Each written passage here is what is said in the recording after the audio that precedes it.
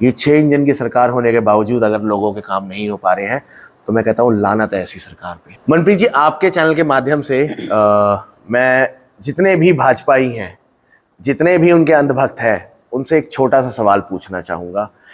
आप इस वीडियो के कमेंट में प्लीज़ कोई 3 ऐसे कार्य बताइए जो आपको लगता है कि भाजपा ने हरियाणा या गुरुग्राम के लिए किए हैं, और उन 3 कारणों की वजह से आप भाजपाई या अंधभक्त होने पे गौरवान्वित महसूस करते हैं। मैं आशा करता हूं कि आप लोग कमेंट करके सच बताएंगे, झूठे जुमले नहीं देंगे अपने नेताओं की तरह। नमस्कार, मैं हूं मनप्रीत और आप देख रहे हैं आपका अपना चैनल वायरल सच। सुर्खियां लगातार चल रही हैं कि आखिरकार गुरुग्राम में नगर निगम के चुनाव होंगे कब? क्या सही में 2024 तक पहुंचेंगे ये चुनाव? क्या सही में जो है प्रशासन डरा हुआ है, सरकार डरी हुई है कि कोई काम नहीं किया, या फिर इसके पीछे का कोई और कारण है?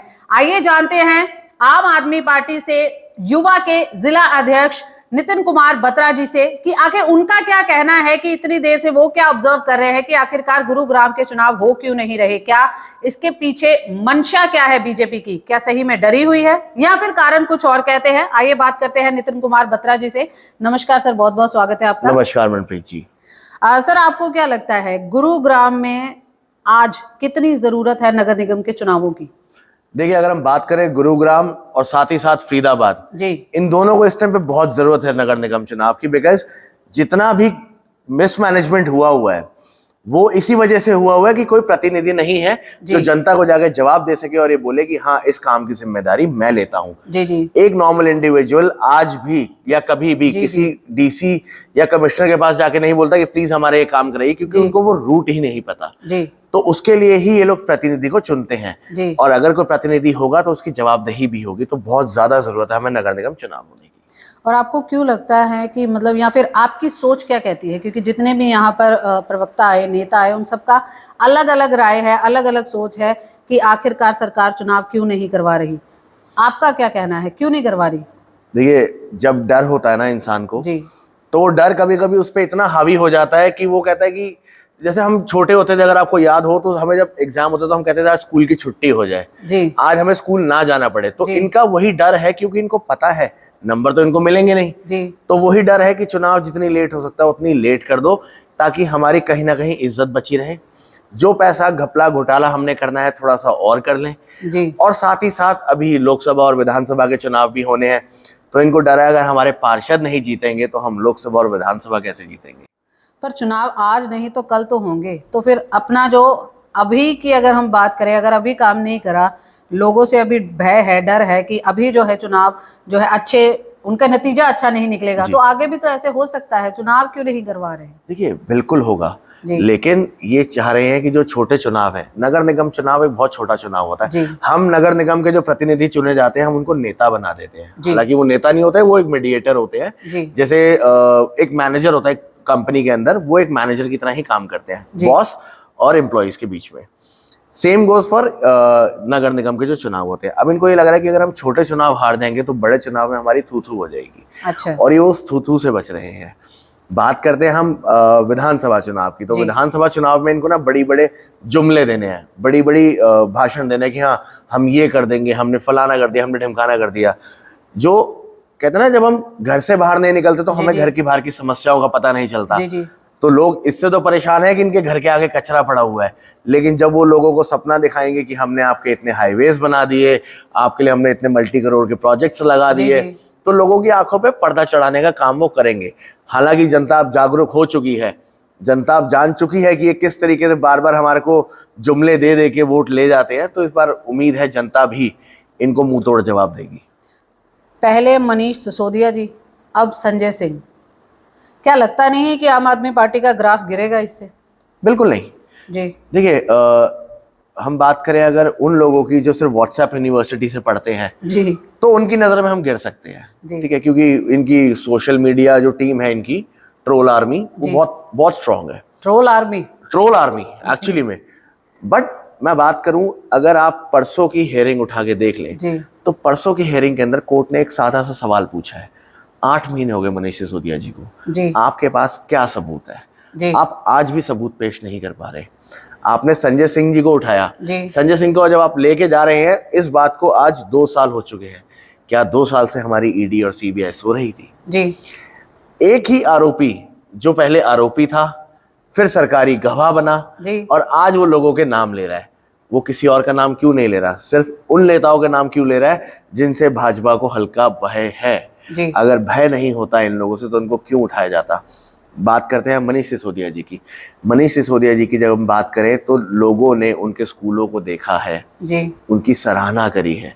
लोगों ने देखा है कि किस तरीके से उस इंसान ने, उस नेता ने आगे बढ़कर बच्चों के अच्छे भविष्य के लिए सोचा है। बात करें हम संजय सिंह जी को, संजय सिंह जी को अरेस्ट करने से 1 या 2 दिन पहले 2 अक्टूबर को एक बहुत बड़ा आंदोलन हुआ था दिल्ली के अंदर ओल्ड पेंशन स्कीम को लेके, जिसके अंदर संजय सिंह जी ने जाके अपनी बेबाकी से बात रखी थी। कहीं ना कहीं जो वहां 2 लाख लोगों की भीड़ खड़ी थी, उन 2 लाख लोगों की भीड़ से भी इस भाजपा को डर है। हम बात करें संजय सिंह की तो संजय सिंह ने हर बार अपनी बात बेबाकी से रखी है राज्यसभा के अंदर कि आप ये काम क्यों नहीं कर रहे हैं। अडानी वाला घोटाला भी तो उन्होंने ही आगे लाके रखा था जी। उनको आपने पहले संसद से उनको बाहर करा, अब आप उनको अरेस्ट करें, कितने लोगों की आवाज दबा लोगे? आज भी हमारे एक नेता के घर पे इन्होंने ईडी की रेड डाली है। कब तक आप डरा लोगे? आपको क्या लगता है कब तक आप ये कर लोगे कि आप लोगों को इस तरीके से भयभीत कर लोगे और लोग डरेंगे? नहीं, लोगों ने डरना छोड़ दिया। हम तो आम आदमी वाले हैं, हम तो वैसे ही नहीं डरते किसी चीज से, क्योंकि हमारे पास से कुछ नहीं मिलेगा। जी। इन्होंने मनीष सिसोदिया जी के घर पे, उनके बहुत सारे परिचित जितने हैं सबके घर पे रेड डाली, क्या मिला? कुछ भी नहीं। संजय सिंह जी के घर पे रेड डाली, क्या मिला? कुछ भी नहीं। तो मनी ट्रेल कहाँ है? आप जिस कथाकथित शराब घोटाले की बात करते हैं, आज जो हमारी लिकर पॉलिसी है, मैं चाहूंगा लोगों से, आपके चैनल के माध्यम से रिक्वेस्ट करूंगा कि प्लीज हरियाणा की लिकर पॉलिसी के बारे में पढ़िए। हमारी लिकर पॉलिसी बोलती है कि 2 किलोमीटर के दायरे में अगर एक वाइन शॉप है तो दूसरी नहीं हो सकती। ये हमारी लिकर पॉलिसी बोलती है। नया आदेश आया था कि हाईवे से 500 मीटर दूर कोई वाइन शॉप नहीं हो सकती। कहाँ है वो नियम? क्या ये घोटाला नहीं है? हमें जागरूक होने की जरूरत है। और आपने एक वर्ड यूज किया, ट्रोल आर्मी। ये आपने क्यों यूज किया? कि आपको लगता है क्योंकि आईटी सेल जो है भाजपा का काफी स्ट्रांग माना जाता है कि जैसे ही आप कुछ वहां पर डालते हैं, कुछ नेगेटिव डालते हैं भाजपा के खिलाफ या फिर उनके बारे में कुछ बोलते हैं, तो नीचे जो है कमेंट्स की झड़ी लग जाती है कि नहीं, हमने ऐसा किया, हमने ऐसा किया, ये गलत बोल रहे हैं, या उनको किसी ना किसी सूरत में जो है जस्टिफिकेशन देने लग जाते हैं कि ऐसा नहीं है। देखिए, आपने बोला आईटी सेल, जी, मैंने बोला ट्रोल आर्मी, उसके पीछे का फर्क बता देता हूँ। हमें लगता है जो लोग आईटी रिलेटेड काम कर रहे हैं ये इनका पूरा आईटी सेल संभाल रहे हैं जी, पर नहीं। इनका काम क्या होता है, आप अगर आज एक बुराई लिखेंगे इनके खिलाफ, ये 2 मिनट लगाएंगे, अपने सारे जितने भी बैठे हुए हैं ट्रोल आर्मी वाले लिखो, और वो आप हैरान होंगे ये देख के कि वो उसी मैसेजेस के ऊपर गालियां भी लिखते हैं जी। आईटी सेल जो होता है ना, वो पढ़े लिखों का होता है जी। जो ट्रोल आर्मी होती है वो मूर्खों की होती है जी। ये जो सोशल मीडिया है इसको भाजपा ने अपना हथियार बना लिया है जी। हथियार कैसे बना लिया है? अगर हम बात करें, अगर आपकी इजाजत हो तो मैं थोड़ा सा फ्लैशबैक में जाना चाहूंगा। जरूर। 2013-14 से पहले एक राजनीति करने का अलग जरिया होता था, एक तरीका होता था। हम जनसभाएं करते थे, हम लोगों के घर घर जाके लोगों से मिलते थे। 2014 के बाद सब कुछ सोशलाइज हो गया, सोशल मीडिया पे हो गया। आप उठोगे तो सुबह आपके पास मैसेज आया हुआ होगा, आज इस मुसलमान ने इस हिंदू को मारा जी। आज से पहले की अगर आप खबरें उठा के देखेंगे 2013 से पहले की, तो ये जो गोदी मीडिया है ये बोलता था एक व्यक्ति ने दूसरे व्यक्ति का मर्डर किया जी। आज इसको जिस तरीके से पेश किया जाता है कि आज एक दलित महिला के साथ ये हुआ, आज एक हिंदू के साथ ये हुआ, एक मुसलमान ने ये किया। जातिवाद इनकी सबसे बड़ी की इंग्रेडिएंट है, जातिवाद इनका, जो ये चाहते हैं कि हर किसी के दिमाग में फैल जाए। आज की डेट में 17 साल का युवा जिसको अपनी शिक्षा और रोजगार के बारे में बात करनी चाहिए, वो आज बात करता है कि हमने मुसलमानों की चूड़ी टाइट कर दी जी। मुझे नहीं लगता हमारा देश प्रगति की ओर जा रहा है, हमारा देश विनाश की ओर जा रहा है। मनप्रीत जी, आपके चैनल के माध्यम से मैं जितने भी भाजपाई हैं, जितने भी उनके अंधभक्त हैं, उनसे एक छोटा सा सवाल पूछना चाहूंगा। आप इस वीडियो के कमेंट में प्लीज कोई 3 ऐसे कार्य बताइए जो आपको लगता है कि भाजपा ने हरियाणा या गुरुग्राम के लिए किए हैं, और उन 3 कारणों की वजह से आप भाजपाई या अंधभक्त होने पे गौरवान्वित महसूस करते हैं। मैं आशा करता हूं कि आप लोग कमेंट करके सच बताएंगे, झूठे जुमले नहीं देंगे अपने नेताओं की तरह। आम आदमी पार्टी की बात करें, गुरुग्राम में किस तरीके से जो है अपने आप को स्थापित कर रही है आम आदमी पार्टी, और नगर निगम के चुनावों की बात करें तो क्या तैयारियां चल रही है अभी? देखिए, बात करते हैं हम स्थापना की, तो हमारी पार्टी पुरजोर तरीके से यहाँ पे मेहनत कर रही है। हमारा काम है मेहनत करना जी। विपक्ष में है, हम किसी के काम तो नहीं करा सकते, पर हमारी कोशिश रहती है लोगों की आवाज बनकर आगे जाए। जी। हम जाते हैं लोगों की आवाज बनकर, सड़क पे उतर रहे हैं, जो गलत हो रहा है उसके साथ खड़े हो रहे हैं कि लोगों को सही सही न्याय मिले। साथ ही साथ हमारे डोर टू डोर कैंपेन्स चल रहे हैं। पहले हमने बिजली आंदोलन चलाया, जिसके अंदर हमने लोगों को ये जागरूक किया कि अगर दिल्ली सरकार 200 यूनिट फ्री बिजली देने के बाद भी मुनाफे में चल रही है, हरियाणा सरकार के ऊपर 3 लाख करोड़ का कर्जा है, यहाँ तो हमें कुछ मुफ्त भी नहीं मिलता, जिसको एक कथाकथित मुफ्त की रेवड़ी बोलते हैं।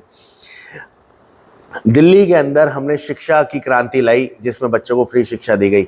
हरियाणा के अंदर 500 रुपये सरकारी स्कूल की फीस है जो बच्चा भरता है। दिल्ली के अंदर हमने सरकारी अस्पताल अच्छे कर दिए। हरियाणा के अंदर जो अस्पताल है वहाँ पे अगर आज आप एक डॉग बाइट के लिए भी चले जाओ ना, कहते ना अगर किसी को कुत्ता काट जाए तो उसका इलाज के लिए भी सफदरजंग रेफर कर देते हैं। यहाँ पे इलाज करने के लिए इनके पास दवाइयाँ नहीं है। उसके बाद हमने शुरू किया है यहाँ पे परिवार जोड़ो अभियान। हम हर परिवार के से जाके मिल रहे हैं, जो चीज़ें हम दिल्ली और पंजाब में लोगों को दे रहे हैं उसके बारे में जानकारी दे रहे हैं, उनको जागरूक कर रहे हैं कि जब उनके पास उनका चुना हुआ प्रतिनिधि आए वापस, चाहे वो भाजपा का हो चाहे वो कांग्रेस का हो, तो उससे सवाल ज़रूर पूछे कि हम आपको तो वोट दे देंगे, आप सिर्फ इतना बताइए आपने हमारे बच्चों के लिए क्या किया है, आपने हमारे परिवार के लिए क्या किया है, आपने हमारे बुजुर्गों के लिए क्या किया है, और एक गृहिणी के लिए आपने क्या किया है। आपसे अंत में यही जानना चाहूंगी कि निवर्तमान पार्षद जो है, जिस तरीके से आप कह रहे हैं कि अभी हम जो हैं सत्ता पक्ष में नहीं है तो कहीं ना कहीं काम नहीं करवा पा रहे, तो ऐसे ही निवर्तमान पार्षदों का भी हाल है। एक आम जनता को कोई भी व्यक्ति अगर निवर्तमान पार्षद के पास जाता है, वो कहता है मैं निवर्तमान हो चुका हूँ, पहले उसको ये नहीं पता कि ये सड़क कहाँ जा रही है, मेरे को पानी के कनेक्शन के लिए किस किस के पास जाना है, जो डिपार्टमेंट्स हैं वो भी अलग अलग तरीके से बने हुए हैं, लोगों को नहीं समझ आ रहा। तो ऐसे में आम आदमी पार्टी किस तरीके से चुनावों के लिए विपक्ष की भूमिका निभाएगी कि भाई गुरुग्राम में चुनाव जल्दी करवाएं, लोगों को दिक्कत आ रही है? देखिए, बड़ा अच्छा सवाल आपने किया और मैं इसको यही थोड़ा सा जवाब लंबा होगा। देखिए, इन्होंने हर अलग अलग डिपार्टमेंट बना रखा है उगाई के लिए। अगर हम बात करते हैं, कुछ ऐसी चीजें होती हैं, अब आम जनता है, आपने बताया जागरूक नहीं है। पहली बात तो हमारा ही काम है ना जागरूक करना। कोई अगर पानी की समस्या के लिए नगर निगम के पास जाता है तो वो कहता है जी ये लाइन मेरे पास नहीं है, ये हुड्डा के पास है। आप जाओ हुड्डा के अंदर, फिर पहले हुड्डा वाला पैसे खाएगा, हुड्डा वाला थोड़ा सा काम करके बोल देगा अच्छा ये बाकी काम नगर निगम से होगा। अब जाके नगर निगम को पैसे चढ़ाओ और नगर निगम आपको ये काम करके देगा। अब जब हम जाते हैं प्रतिनिधि के पास, तो प्रतिनिधि बोलता है कि मैं तो अब निवर्तमान हो चुका हूं, मेरे पास तो ये चीज मेरे हाथ में ही नहीं है। चुनाव जैसे ही थोड़ा थोड़ा बिगुल बजता है, कई बार हमने देखा है पीछे, जैसे जैसे थोड़ा सा आहट होती है कि चुनाव होने वाला है, चुनाव होने वाला है, तो ये फटाफट ना विधायक जी के पास पहुंच जाता है और विधायक जी को कहते हैं विधायक जी आप तो आज तक सो रहे थे, थोड़ा सा फंड अपना निकालो, हम काम करा दे लोगों को और वाहवाही लूट लें। जब आप सत्ता में थे, इतना बजट है निगम का, वो पैसा वापस जाता है, रोल बैक होता है। आपने उस पैसे को तब क्यों नहीं यूज किया? आज आप विधायक फंड लेके आप थोड़ा सा काम करा देते और बोल देते हो देखिए मैंने कहा था ना मैं कराऊंगी, मैं आपके साथ हूं, मैं आपके लिए लड़के गए, मैं मतलब एज एन इंडिविजुअल मैं आपके लिए गया लड़ने के लिए और बोला कि विधायक जी प्लीज ये हमारा काम करा के दो। तब आप पहले कहाँ थे? पहले आप सो रहे थे। आज आप बोलते हो कि जी हमें धरने पे बैठना पड़ेगा क्योंकि हम निवर्तमान है, हमारे साथ काम करने वाला कोई नहीं है, हमारी सुनने वाला कोई नहीं है। आपको जनता ने चुन के भेजा है। देखिए, कहते हैं ना डबल इंजन की सरकार, जिसको बड़ी वाहवाही लूटते हैं ये लोग।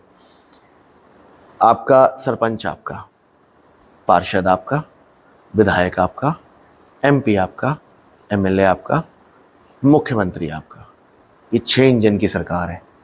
ये 6 इंजन की सरकार होने के बावजूद अगर लोगों के काम नहीं हो पा रहे हैं तो मैं कहता हूँ लानत है ऐसी सरकार पे। क्योंकि वो लोगों के काम करना ही नहीं चाहती। उनको सिर्फ बहाना ढूंढना है, उनको सिर्फ लोगों को गुमराह करना है, उनको लोगों के काम नहीं करने। पर अब जनता जागरूक हो चुकी है। अब इनको जनता ये 2024 का चुनाव आएगा, इसमें मुंह तोड़ जवाब देगी, और ऐसा जवाब देगी इन सब, जैसे मुख्यमंत्री जी ने कहा था ना, हमें हटाओगे तो मैं चादर तान के सो जाऊंगा। जी। हमारे विधायक, MP, MLA, पार्षद सब चादर तान के सोने वाले हैं। आप मेरे से आज लिखवा लीजिए, और यहाँ पे आम आदमी पार्टी की सरकार बनेगी। और हम पुरजोर तरीके से कोशिश कर रहे हैं कि जल्द से जल्द चुनाव कराया जाए, और जो गुरुग्राम को इन्होंने कचरा ग्राम बना रखा है, जल ग्राम बना रखा है, उससे इस गुरुग्राम को आजादी दिलाई जा सके। एक आपसे और प्रश्न मैं पूछना चाहूंगी कि आज गुरुग्राम में जिस तरीके से आपने कूड़ा ग्राम की बात करी कि बहुत जगह जगह कूड़ा फैला हुआ है, ऐसा ही एक नया प्रचलन चल रहा है कि जहां जहां कूड़ा है वहां वहां कूड़े को साफ करके वहां पर जो है मूर्ति स्थापित कर दी जाती है। कहां तक सही है? देखिए, आस्था का विषय है जी, बहुत मानता हूँ, मैं भी सनातनी हूँ जी, मैं भी सनातन धर्म को मानता हूँ। लेकिन जहाँ कचरा पड़ा हुआ था वहां पे आप कहते हो हम मंदिर बनाएंगे, जी, आप वहां उस जगह पे जहाँ कचरा पड़ा हुआ वहां भगवान की मूर्त रख रहे हो। कहते हैं ना, जब घर में भी हम किसी इष्ट देव की या किसी भगवान की मूर्ति लाते हैं तो पहले गंगा जल से उसको साफ करते हैं, साफ कपड़ा बिछाते हैं, और फिर उस मूर्ति की स्थापना करते हैं। आपने तो उसी गंदगी के अंदर मूर्ति की स्थापना कर दी। और क्या आपको गारंटी है कि क्या उसके बाद लोग वहां पे कचरा नहीं फेंकेंगे? क्या हमारे भगवान का अनादर नहीं है? वैसे तो हम कहते हैं कि हम अपने भगवान का बहुत आदर करते हैं, हम सनातन के नाम पे लोगों को भिड़वा रहे हैं, लड़वा रहे हैं। तो क्या आपको लग रहा है कि आप ये ठीक कर रहे हैं? और क्या ये समस्या का हल है कि वहां पे आप भगवान की मूर्ति रख के लोगों को डरा दो कि तुमने कचरा फेंक दिया तो भगवान तुम्हें श्राप दे देंगे? कोई सेंस नहीं बनती। लोगों को जागरूक करो। जो प्राइवेट कूड़ा उठाने वाले हैं उनको देखिए, लोगों को यहाँ पे एक छोटी सी चीज में आपको, थिन लाइन है बहुत, लोगों को लगता है कि हम घर से बाहर निकलते हैं और कचरा बाहर फेंक देते हैं। जी। ऐसा नहीं है, होते होंगे वो लोग भी, लेकिन 90% आपको प्राइवेट ठेकेदारों के रेडी वाले मिलेंगे वहां पे कचरा फेंकते हुए। जी। आप कभी भी जाके नोटिस करिएगा, अगर वो वहां पे फेंक रहे हैं तो ये इको ग्रीन क्या कर रही है? अगर ये कचरा वहां पे फेंक रहे हैं तो आप इन पे जुर्माना क्यों नहीं लगा रहे? आप इन ठेकेदारों को क्यों नहीं हटा रहे? ये जिम्मेदारी तो आपकी है। आप निवर्तमान पार्षद हैं, लेकिन ये जो स्कैम चल रहा है इसको उठाने की जिम्मेदारी तो आप ही की है। आप क्यों नहीं उठा रहे? बात करते हैं, हमारे कुछ तथाकथित नेता हैं और नेत्रियां हैं जो सफाई अभियान चलाते हैं। 2 अक्टूबर था, जी। हर किसी भाजपा वाले के हाथ में झाड़ू थी जी। हर कोई लगा हुआ था सफाई करने के लिए। आप चलिए, मैं आपको दिखा के लाता हूं। जहां से सफाई शुरू हो रही है वहीं से 200 मीटर दूर जो एक लेन है, उस लेन का नाम रखा गया है कचरा लेन जी, क्योंकि वहां पे शुरुआत से लेके अंत तक कचरा ही कचरा है। मैं बात कर रहा हूं साईं मंदिर जी, जो न्यू कॉलोनी मोड़ पे है, साईं मंदिर से शमशान घाट रोड पटौदी वाले की।